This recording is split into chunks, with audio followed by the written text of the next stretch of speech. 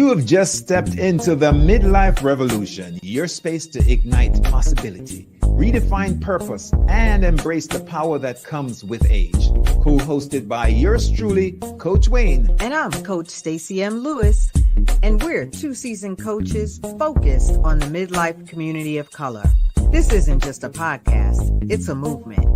In a world that sometimes forgets the power and the wisdom that comes with age, we're here to ignite a revolution and rewrite the narrative of this incredible journey. So, whether you're navigating career shifts, rediscovering passions, or challenging the status quo, this is your space. So buckle up.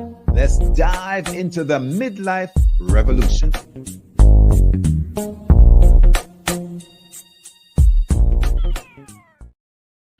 Good morning. Good morning. Happy Tuesday morning.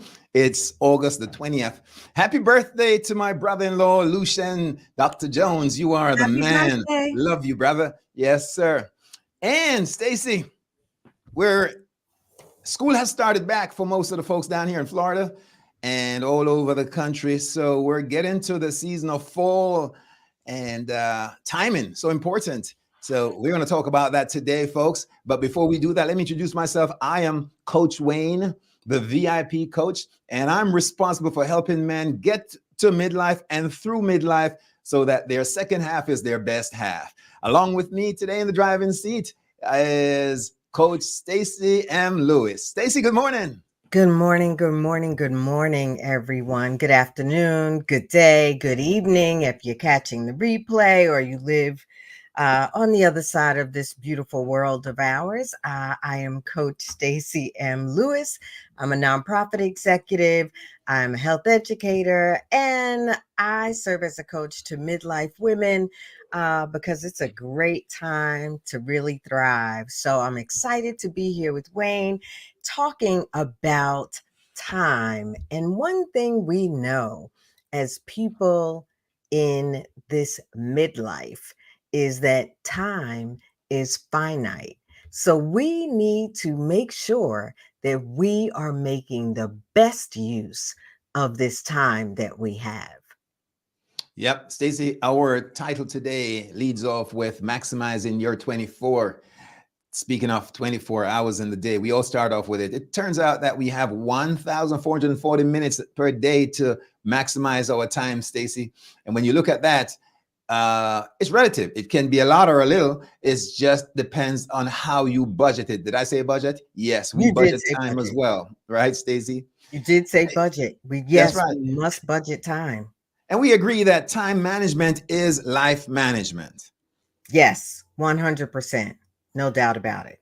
So I know, Stacy, you had shared with me a wonderful article where there was a discussion around some of the habits that successful people use to get through their day and their nights and their weeks and their years using effective strategies, these strategies for managing their lives and time. So why don't we kick it off and get into it, Stacy? Absolutely, because I think that one of the most important things is that we must realize that time is our most valuable resource.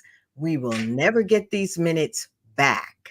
We can't, people talk about making up sleep or catching up on sleep. We will never get these minutes back. So let's really treat them as our most precious, valuable resource, as opposed to, sometime, Wayne, I can't help myself but stop people when they say, oh, so I was just killing time. No, we don't kill time. It is our most precious, valuable resource. In those minutes when you're waiting for the kids or when you are waiting for the meeting to start, remember, those minutes count. So let's make the most of them. And one thing we know that so many of us are utilizing our time on is mindless scrolling. Looking at TikTok or Facebook or even LinkedIn.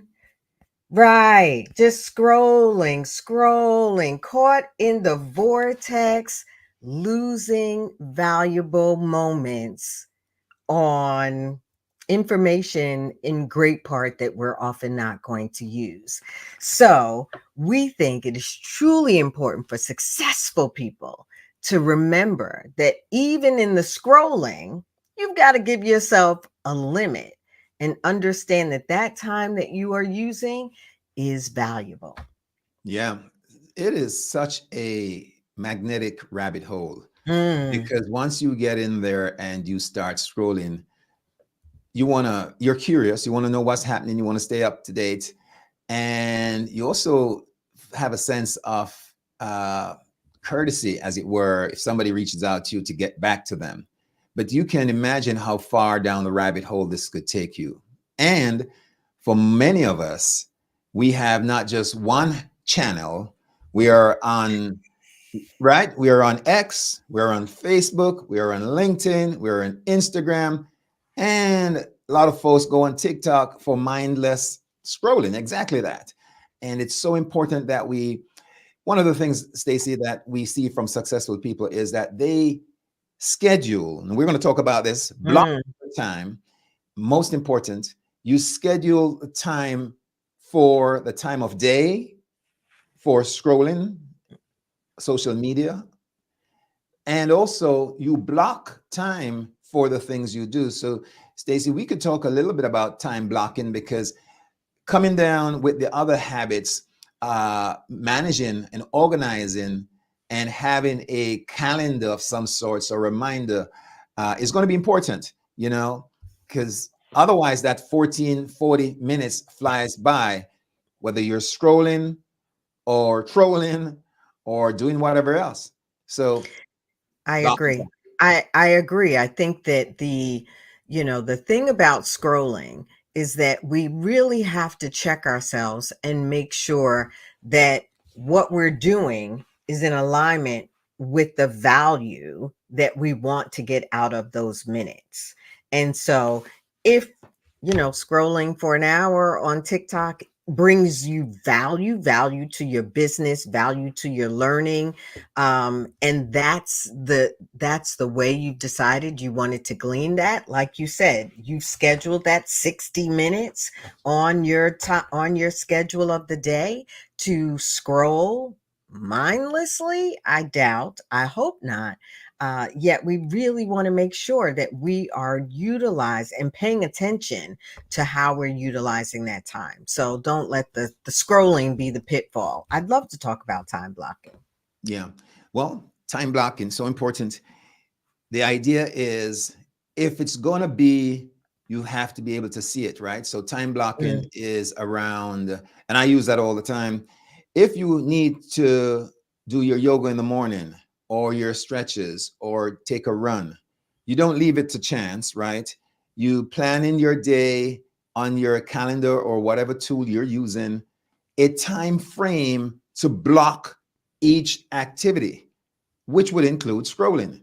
So you give yourself a time frame, and that may be 6:20 in the morning before the kids are up, or mm. while you're, taking your walk.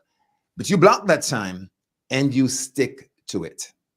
Yeah, yeah. No, it's so important. And Wayne, that's one of the key reasons I got a dog back in the day, right? Was so that not only would I be forced basically to get out and walk, but that it would be on a schedule, that I would get up and get ready, and we would need to go out. So that scheduling part of it, really building in the routine of managing your time, is important. Wait till I tell Bernardo that you bought him as a tool for time management. Such a squeal. You're such a squeal. Stacey, what you got next? What we got next is dwelling on past mistakes. And while it doesn't immediately sound like one of the uh, pitfalls, so to speak, of utilizing time or managing time, so often or too often, we're really finding that, in this season of life, many of our cohort is taking too much time focused on things of the past. What happened in the past, who did what in the past, what I didn't do in the past. And it truly does detract from having a growth mindset. Being focused on things back there does not allow you to focus on things going and growing forward. And so that dwelling on the past mistakes is not a successful strategy. Conversely, the growth mindset, really thinking about what I've learned from those past mistakes, help us move forward.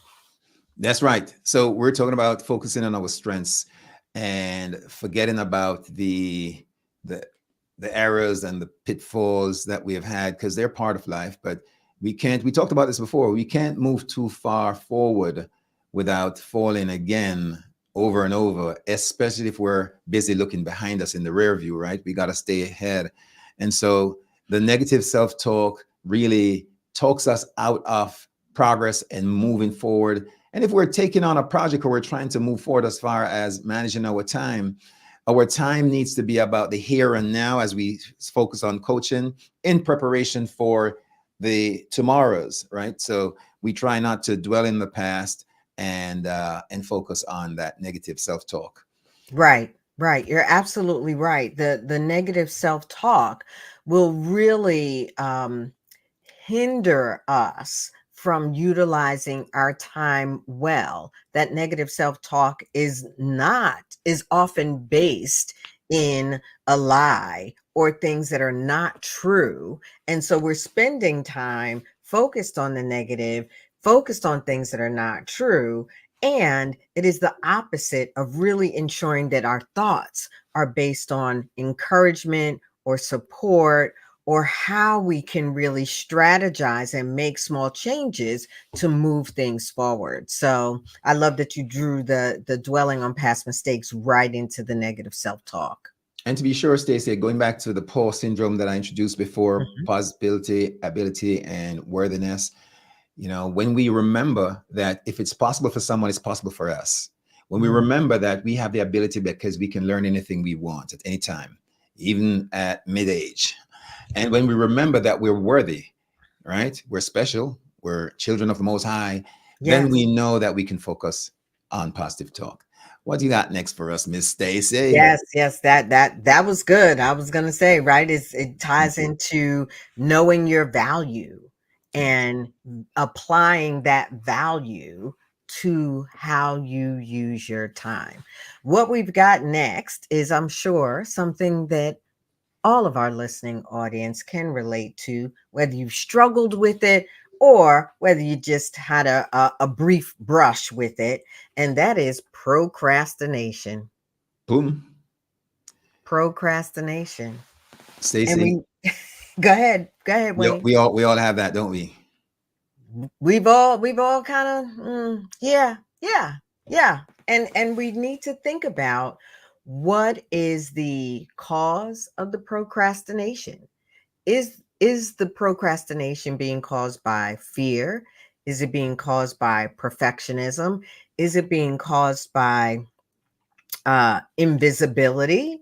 What's causing the procrastination? Because successful people know that procrastination is not a trap they want to fall into. You want to really ensure that you are managing. You talked about time blocking, that you are identifying the essential or critical tasks, and that you have a plan to get them done, as opposed to keeping things swirling around in your head, or letting that one task kind of slow you up because you're not quite sure, or you're afraid, or you want to do it perfect.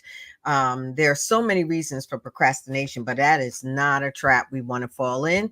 And if you find yourself really struggling with procrastination, this is one opportunity to engage a coach like Wayne or myself, because the we need to really get to the root cause of the procrastination so that we can write a new story and move forward. Yeah, Stacy reminds me, if you don't get started, you can't get finished, right? And Sir Isaac Newton said, an object in motion continues in motion until it has some sort of resistance, which Right. means just get started. Hmm. Just get started. The momentum of just taking the first step will get you moving, right? So we are saying that successful people, they are facing the fear anyway and just getting started. Stacey, this is a good time to talk about one of the strategies that has been made popular by a lot of successful people, and Hmm. that's Pomodoro, the Pomodoro effect or system or strategy of time management.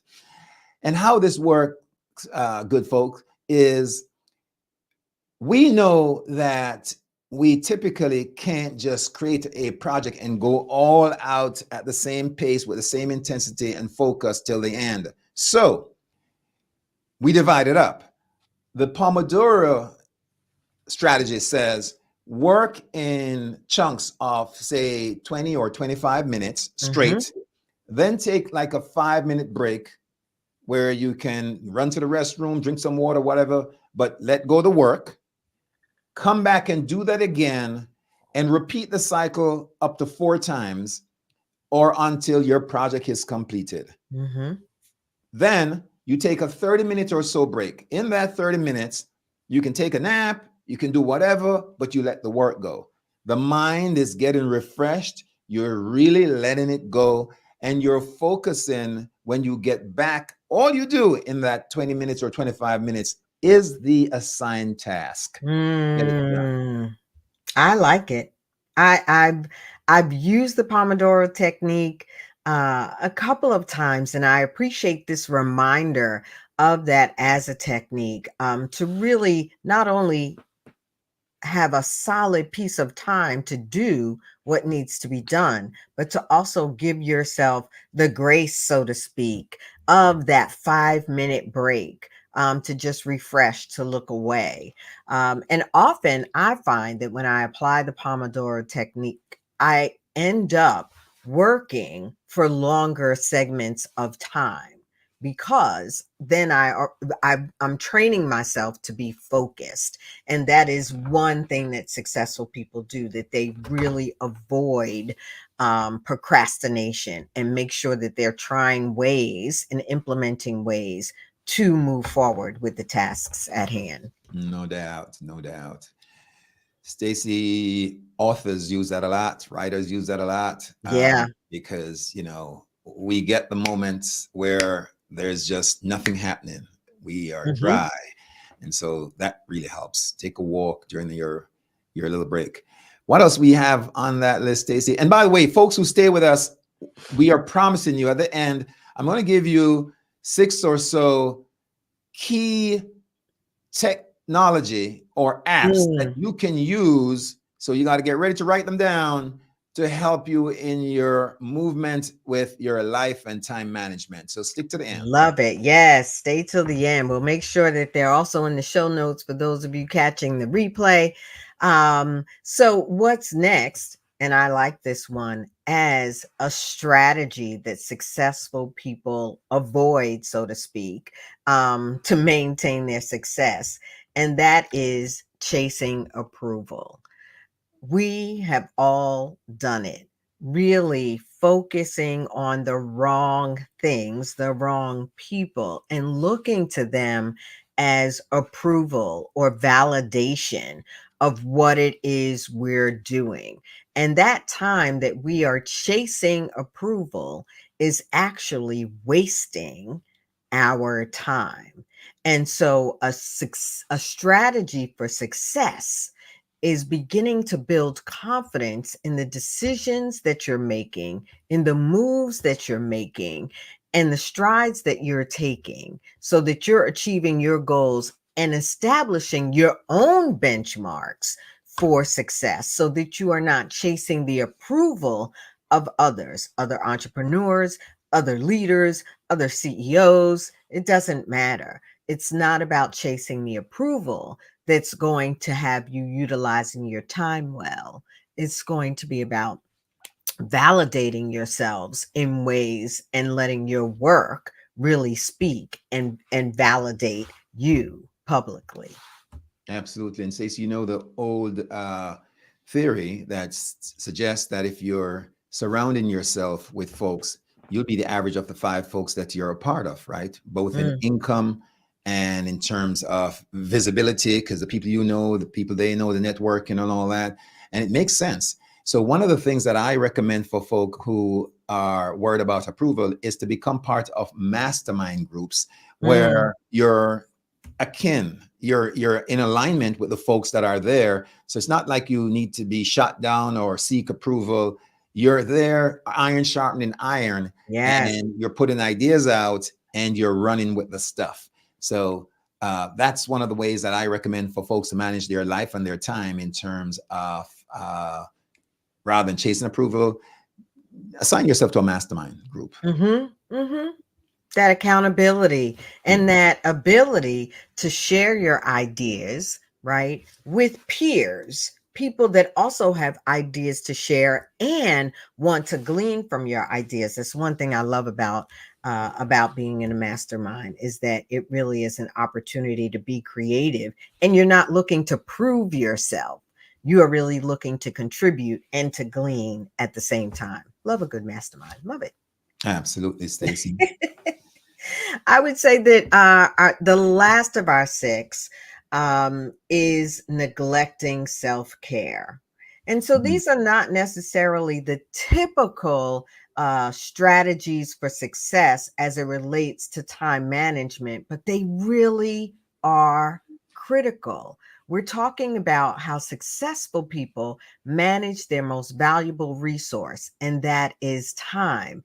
And neglecting self care is one of those really linchpin um, activities that will dismantle how you use your time well. And so, making sure that you are getting proper exercise and nutrition and sleep, truly, and Wayne talked about relaxation, truly are aspects of self-care that help you maximize your minutes, your 24 hours that Wayne talked about, broken down into minutes, y'all. Yeah. So I really believe that it is a strategy for success to make sure that you're incorporating self-care. Yeah, self-care is so important, Stacey. And here is a key. I'm reminded by this by one of my mentors, friends, and past bosses, Marie. And she says, the power of no, learning to say no. Mm, There's so many things coming our way all day long that's that good. if we don't realize that we have to filter out stuff, we are going to flood ourselves. Our Mhm. nerves are going to be on edge. We're going to feel like we're burning out, catching up, like we're always in traffic trying to catch the next light. And so just learning to say no and to take a deep breath. And as my mother says, enjoy the flowers along the way, right? Mhm. Just Mhm. take time out and remember, we don't have to be a part of every party, right? We don't have to be part of it. We can sometimes just chill back and what's they say, uh, chill out watching Netflix, right? Well, one of my coaches calls it the joy of missing out. We often, focus on FOMO, the fear of missing out, but there is real joy in missing some opportunities, whether it be to have fun or, to do something that somebody else wants to do, yet to take those moments and really do what you need to do to care for you, is the joy of missing out. So Yeah. I love what you said. Really, just smelling the flowers and being present is critical to managing your time well. Yeah. So I have some cheat notes down here, Stacey. I'll Take take my eyes notes. off the camera and let's talk to folk now. And Stacey, you have personal references to some of these tools. Asana. Hmm. So Asana is for streamlining team projects. And it's one of those things that you can get involved in and use. Stacey, your team has used Asana. right? It is a project management tool, a team project management tool. I think anyone that, looks up Asana can look up related projects, but it is that idea of using the tools that exist. And I love this list that Wayne has come up with, using the tools that exist to just help you do what you have to do better, more efficiently, and maybe a little bit more automated. So yes, we have used Asana in our business, and the team has found it really, really beneficial. So we're suggesting people to just check these out. And most of these have a free trial too, by the way. And then there's Slack. I've used Mm, Slack, and most of you may know Slack. Slack is really a platform for teams, to get together. Um, just to have it integrates with like Google Docs and Asana and Trello, which I'll mention mhm. in a little while. But Teams, Slack allows us to message each other and have these conversations as a team. Yeah, yeah. And you mentioned Trello, and one of the things I like about Trello is that it allows you to organize yourself well, right? Some of us have big teams, some of us have no teams. Um, Either way, it's important for us to have ourselves organized. And so, everyone, let me tell you how Wayne and my family tend to make fun of me because as I refer to documents that we are sharing, I say, yes, it is on our Google Drive folder. And my family and now Wayne all go, oh my goodness, the Google Drive folder. At the same time, they're like, wow, you're organized. You know where everything is. And so, Trello, Google Drive, to me, it is about how can I stay as organized as possible, um, so that I can manage an executive job, being a midlife women's coach, being a mom of an adult child, running a household, taking care of a dog. Even the dog, you got to show vaccination records nowadays, right? Where are they? They're on Google Drive. I'm That's just right. saying. That's right. And you mentioned Trello, which is used again. It's another project management tool. They utilize cards, lists, boards, and some other stuff. And then, of Hmm. course, there's Google Workplace. And Google Workplace is a cloud-based, tool which saves on your storage on your personal devices. It's great for collaborative efforts again, to share calendars, um, you know, documents and that sort of stuff. And a lot of you are familiar with Google Workplace. Any comments on use of that one, Stacy? Yeah, I already talked about Google Drive. I have multiple Google Drives. I think I found my sweet spot there because we use Google Drive, in the organization that I work for. I use that in my personal life, and I use that for my business. So Yeah. I'm a Google Workspace fan. No, Then they there's didn't. They're gonna have to sponsor, our next season. I'm just saying now that we've given them all absolutely this gotta get prop. some sponsors. And don't forget Notion. Again, an author suggested this to me in the past, and I've used it with some success, but I move around and don't use it all the time. But it's a digital notebook, Notion. Mm, Um, it's for every task really, and you can plan events on it, keep your personal notes to self, use Notion. So I would invite folks to go check that out as well as part of your life management. life management. Then there's Todoist, Todoist, right?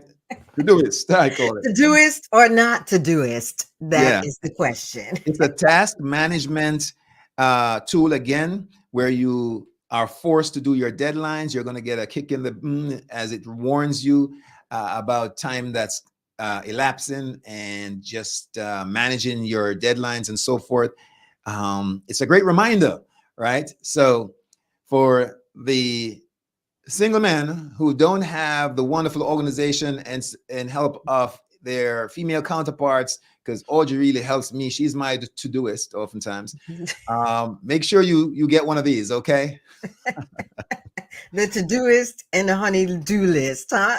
That's right. That's right.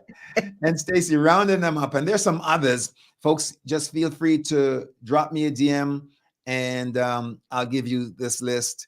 And like Stacy says, we're going to try to get them up in the notes today or tomorrow. Yeah, we want to be mindful of your time, but we'll say overall, successful people avoid mindless scrolling. They make sure they don't dwell on past mistakes. They avoid negative self-talk. They don't procrastinate. We don't seek approval from others. We make sure that we're taking good care of ourselves, and we make sure that we value our time. We hope that this episode of the Midlife Revolution was indeed informative and engaging, and we hope you had a little fun with us too. It is always our joy to have you. Wayne, Stacey, say goodbye to the people. Well, let me just say this. Tomorrow I'm celebrating my wedding anniversary with the wonderful bride.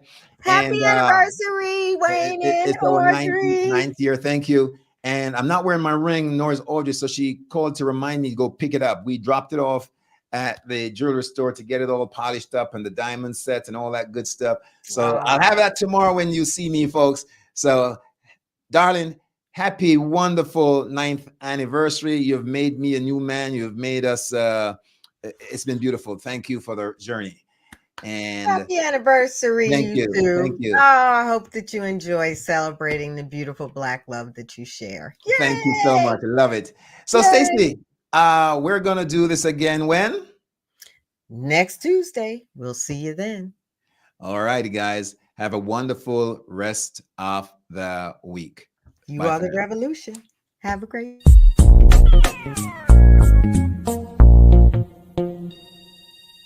And there you have it, folks. This week's episode of the Midlife Revolution. Hey, we truly appreciate you spending this time in this space with us. Join us next week at the same time as we dive into relevant topics and present solutions to spark new thinking and empower your midlife journey. Don't forget, if today's episode resonated with you, share your thoughts and suggest topics in the comments. And of course, remember to subscribe, share, like, and hit that notification bell. You are the Midlife Revolution. I'm Coach Stacy, and I'm cheering you on. And I'm Coach Wayne, and I'll see you at the top.